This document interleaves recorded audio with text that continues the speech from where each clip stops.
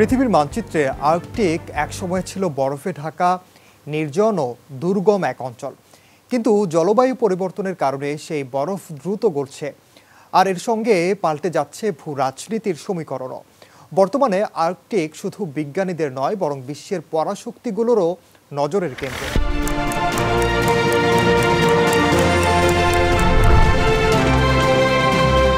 নতুন নৌপথ, বিশাল তেল গ্যাস ভান্ডার আর সামরিক কৌশলের দিক থেকে এটি হয়ে উঠছে ভবিষ্যতের গেম চেঞ্জার।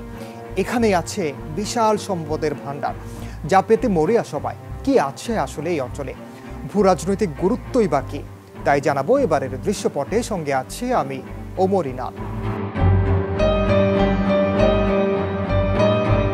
কয়েক সপ্তাহ আগেই একটি ঘটনা যুক্তরাষ্ট্রকে নাড়া দিয়েছে। 5টি চীনা বরফ ভাঙার জাহাজ বা আইস ব্রেকার এবং গবেষণা জাহাজ বেরিং প্রণালী পেরিয়ে আর্কটিক মহাসাগরে প্রবেশ করে। এগুলো আলাস্কার উত্তর উপকূল থেকে মাত্র 290 নটিক্যাল মাইল দূরে চলে আসে, যা যুক্তরাষ্ট্রের জন্য একেবারেই সংবেদনশীল এলাকা। চীনের বক্তব্য স্পষ্ট, চীন আন্তর্জাতিক সীমানার পানিতে আছে, নিয়ম মেনে বৈধ কাজ করছে। কিন্তু ওয়াশিংটনের জন্য বিষয়টি ছিল একেবারেই অস্বস্তিকর। মার্কিন কোস্ট গার্ড হেলিকপ্টার ও টহল জাহাজ পাঠিয়ে পরিস্থিতি পর্যবেক্ষণ করতে বাধ্য হয়। প্রশ্ন উঠছে, চীন এত দূরে এসে কি বার্তা দিতে চাইছে?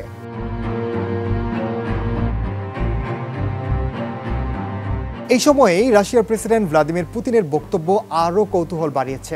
আলাস্কায় মার্কিন প্রেসিডেন্ট ডোনাল্ড ট্রাম্পের সঙ্গে বৈঠকের পর পুতিন বলেন, আর্কটিকে যুক্তরাষ্ট্রের সঙ্গে যৌথভাবে কাজ করার সম্ভাবনা বিবেচনা করছে রাশিয়া।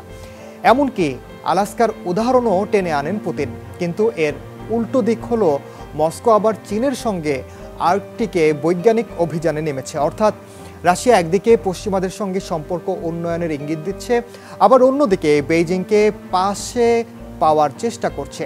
এ যেন দুই নৌকায় পা রাখার কৌশল, যাতে মস্কোর জন্য দরজা খোলা থাকে দুই দিকে।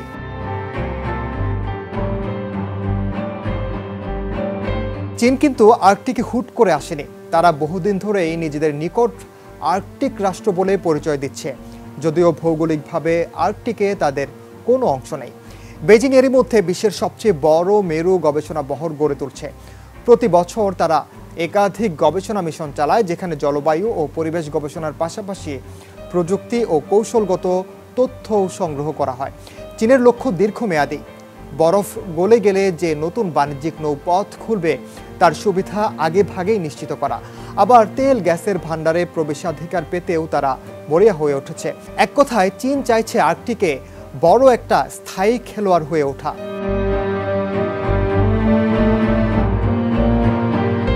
আর্কটিক নিয়ে প্রতিযোগিতা এত তীব্র হওয়ার পেছনে 3টি বড় কারণ। প্রথমত, নতুন নৌপথ। আর্কটিক দিয়ে নর্দার্ন সি রুট বা নর্থ ওয়েস্ট প্যাসেজ খোলা হলে এশিয়া থেকে ইউরোপে যাত্রা 10 থেকে 15 দিন কমে যাবে। এতে বৈশ্বিক বাণিজ্যে বিপ্লব আসবে। দ্বিতীয় কারণ হলো সম্পদ দখল।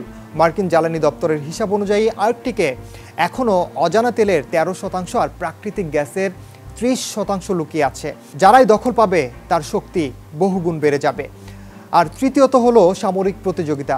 রাশিয়ার রয়েছে শক্তিশালী পারমাণবিক আইস ব্রেকার, বহর ও সামরিক ঘাঁটি। চীন নতুন প্রযুক্তি দিয়ে এগোচ্ছে, আর যুক্তরাষ্ট্র এখনও পুরানো আইস ব্রেকারের উপর নির্ভরশীল। ফলে ওয়াশিংটনের ভেতরেই উদ্বেগ বাড়ছে।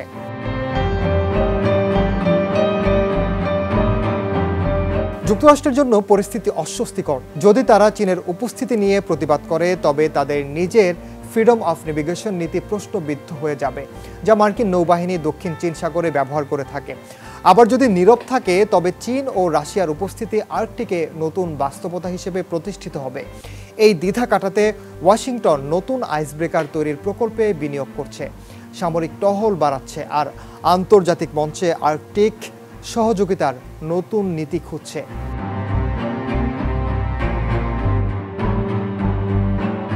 আর্কটিক এখনও সরাসরি যুদ্ধক্ষেত্র নয়, বরং এটি ধীরে ধীরে পরিণত হচ্ছে এক ধরনের সতর্ক বার্তার মঞ্চে। রাশিয়া সুযোগ বুঝে পশ্চিমাদের সঙ্গে কথোপকথন চালাচ্ছে, আবার চীনকে পাশে রাখছে। চীন নিজেকে বৈজ্ঞানিক গবেষণার আড়ালে দীর্ঘমেয়াদী কৌশলগত খেলোয়াড় হিসেবে প্রতিষ্ঠা করছে, আর যুক্তরাষ্ট্র সামরিক ও কূটনৈতিকভাবে পরিস্থিতি সামলানোর চেষ্টা করছে।